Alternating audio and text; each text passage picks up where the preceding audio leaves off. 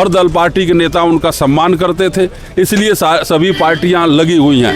कांसीराम एक महामानव के रूप में अवतरित हुआ था, वो अलग बात है कि कोई उस महान सोच को देखा किस तरह से बहुजन समाज पार्टी का जो है कि आज परिणाम क्या रहा, बहुजन बुझाए हो गया, सर्जन सुखाए हो गया। साथियों नमस्कार, इस वक्त हम लखनऊ में हैं और कल कांसीराम जी की जयंती है। कल राहुल गांधी भी आए थे और उन्हें जयंती मना कर गए हैं। उसके बाद अखिलेश यादव कल अपने कार्यालय में मनाएंगे और बसपा सुप्रीमो मायावती भी लखनऊ के पहुंचेंगे इको गार्डन में, वहां पर धूमधाम से मनाया जाएगा। अब कांसीराम किसके हैं कांसीराम जो लगातार सब लोग उनकी जयंती मना रहे हैं। इस पर हमारे बीच कांग्रेस के ही नेताजी हैं, राय साहब जी, उनसे बातचीत करेंगे।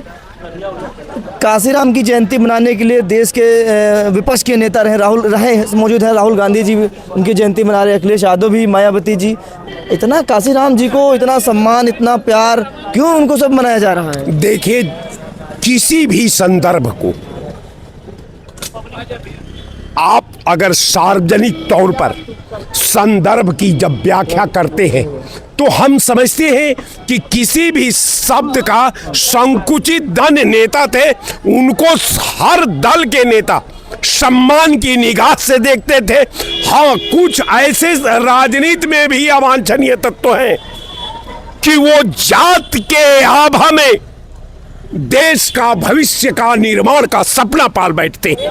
कारण ये है कि नेता संकुचित दायरे में न पैदा होता है, न नेता संकुचित दायरे में यहां से जाता है। कांसीराम एक महामानव के रूप में अवतरित हुआ था, वो अलग बात है कि कोई उस महान सोच को, कोई उस महान व्यक्तित्व को, कोई उस महान व्यक्ति को अपने जात के घिरौना में बना करके एक छात्र उस पे अगर कब्जा करके अपना राज, अपना सपना का साकार करने का अगर भविष्य देखता है, ये उस व्यक्तित्व के साथ अन्याय होगा, उसके सोच के साथ अन्याय होगा, उसके त्याग, तपस्या और बलिदान के साथ अन्याय होगा।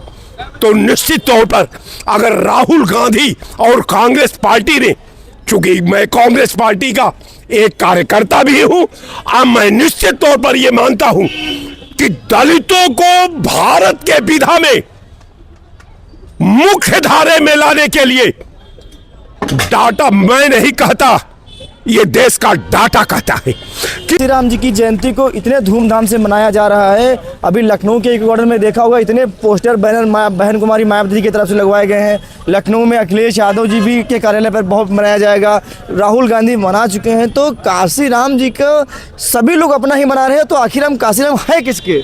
आखिर देखिए, यही तो बात है कि माननीय कांसीराम साहब 15 मार्च 1934 को खब्बासपुर गांव में जिला रोपड़ पंजाब में पैदा हुए और सबसे पहले उन्होंने संगठन वामसेप बनाया, फिर DS4 बनाया, फिर बहुजन समाज पार्टी बनाया और उन्होंने देश की सबसे बड़ी राष्ट्रीय पार्टी बनाया। आज कहीं न कहीं उस पार्टी की जो राष्ट्रीय अध्यक्षा हैं बहन कुमारी मायावती जी, कहीं न कहीं उनकी नीतियों से, उनकी विचारधाराओं से भटक चुकी हैं। इसलिए आज सभी दल पार्टी, कल श्री राहुल गांधी जी भी आए थे, कांग्रेस के प्रतिपक्ष के नेता हैं, उन्होंने भी लखनऊ में प्रदेश की राजधानी में माननीय कांसीराम जी की जयंती के अवसर पर सामाजिक परिवर्तन दिवस के रूप में मनाया। और दूसरी चीज़ की समाजवादी पार्टी के तरफ से भी कार्यक्रम जारी हुए हैं कि प्रदेश कार्यालय से लेकर सभी जिला कार्यालयों में माननीय कांसीराम साहब की जयंती मनाया जाए।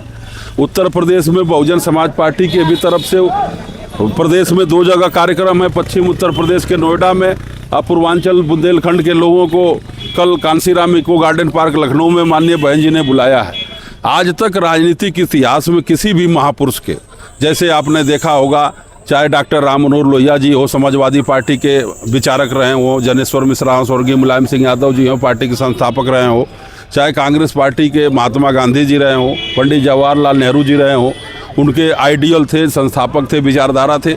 किसी दल पार्टी में इतना जो है कि महापुरुषों को सम्मान नहीं मिल रहा है और न मनाने काम कर रहा है। माननीय कांसीराम जी की जयंती मनाने का काम सारे दल पार्टी के नेता कर रहे हैं, ये अच्छी बात है।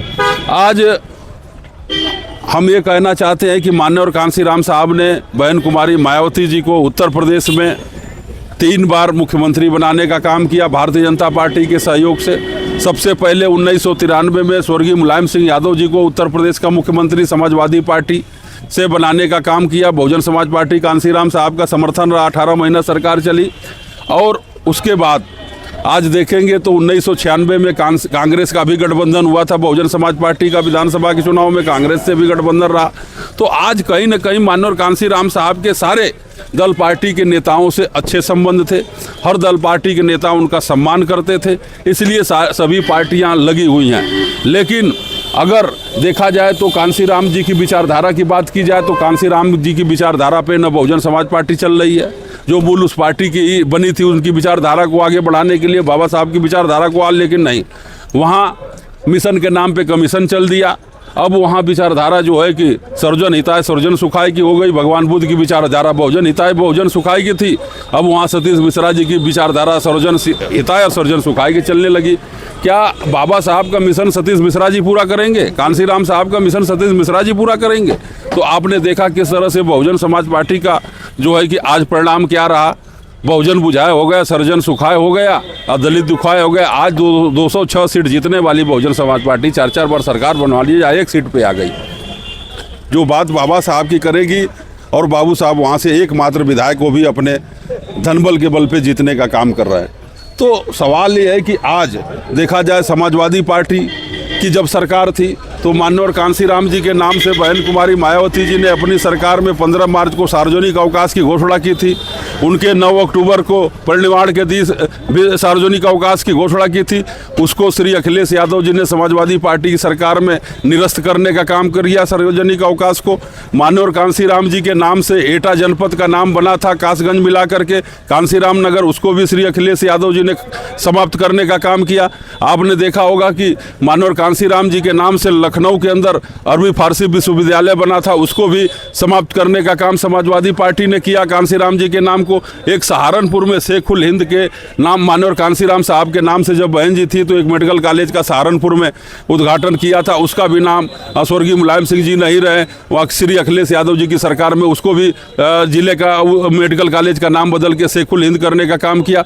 तो सवाल ऐसे ऐसे उन माननीय कांसीराम जी के साथ सरकार में रहते हुए उनके नाम को बदलने का काम किया गया है। लेकिन मैं भारतीय जनता पार्टी की तरफ से कहना चाहता हूं कि माननीय कांसीराम जी का जितना सम्मान और बाबा साहब का माननीय मोदी जी ने और योगी जी ने किया है, कल जो कांसीराम शहरी आवास योजना है, जो गांव गरीबों के लिए, शहर के गरीबों के लिए श्री योगी आदित्यनाथ जी ने कहा है कि जो भूमाफिया जमीनों पे मकानों पे कब्जा किए हैं उनको खाली कराकर माननीय कांसीराम आवास उन गरीबों को, दलितों को, पिछड़ों को, वंचितों को दिया जाएगा। ये कांसीराम जी के प्रति योगी आदित्यनाथ जी की सच्ची श्रद्धांजलि होगी।